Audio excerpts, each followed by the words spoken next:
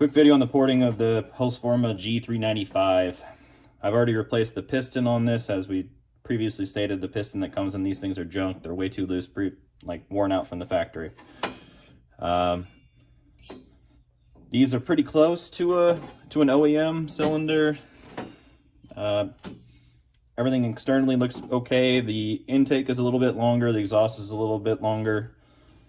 So it's kind of like a mildly ported cylinder coming from the factory. Unfortunately, with that, the intake being a little longer, I can't take as much out of the squish band as what I normally like to do, so I can only take 35 thousandths out of the squish band on this. I usually take all the way up to like maybe 50, 60 almost sometimes, depending on how much compression I want and how much exhaust time I'm going to run. So I can't quite get as much compression out of it as what I'd like to. But other than that, transfers and stuff were pretty good. Everything ported nicely. As you can see, the transfer ports are already done in this. The exhaust ports, everything kind of worked out pretty well. I think maybe the exhaust port might even be a touch wider than OEM. Didn't have to widen it out quite as much. On these, I did use just the tools that I make and sell to get into these transfer ports. It's about the deepest transfer ports you kind of want to do with this, the burr length that I provide. It barely gets the back corner of them, but you can get it done. Also, the diamond burr that I supply in this one leaves that really nice finish that you see down in there.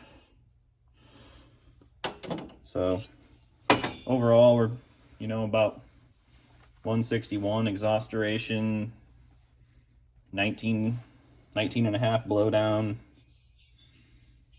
and the intake duration is around 161-ish as well, because that's about as far as I want to take it. I tried to maybe get a little, I think I put in a little bit more intake duration than what I normally would, just trying to get a little bit more out of the squish band to get the compression that I want. So, but you can do these cylinders with the tools that I provide, plus, using some other tools like just a ball burr. I usually like to use single cuts and a 28 for doing the intake port, like cleaning up around the intake port. Aluma hogs are always kind of nice. These are good to widen the lower transfers on these things, because you got to take a lot out.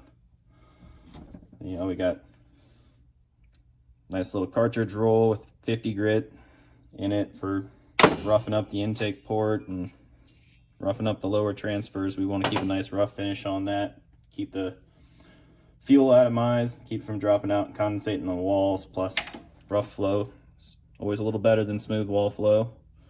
Split roll for using with emery cloth to polish up ports. And then on these, it's nice to have a nice, this is like a high spiral Aluma hog for roughing in the exhaust ports. These are pretty expensive, but they remove material nicely and they don't chatter because of the high spiral.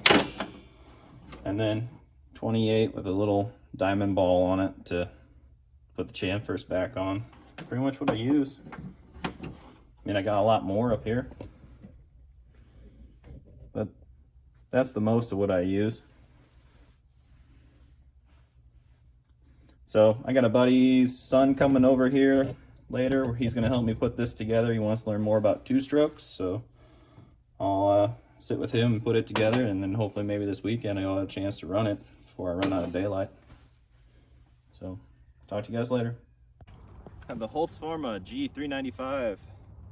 So this is the knockoff Husqvarna 395, and it's all stock except for I have replaced the piston to deal with that piston slap issue that they have going on with them. It's got a Duke's Performance moly coated piston in it, and everything else is stock for right now. Stock muffler, everything. I'll be porting this later, so we'll see what it picks up.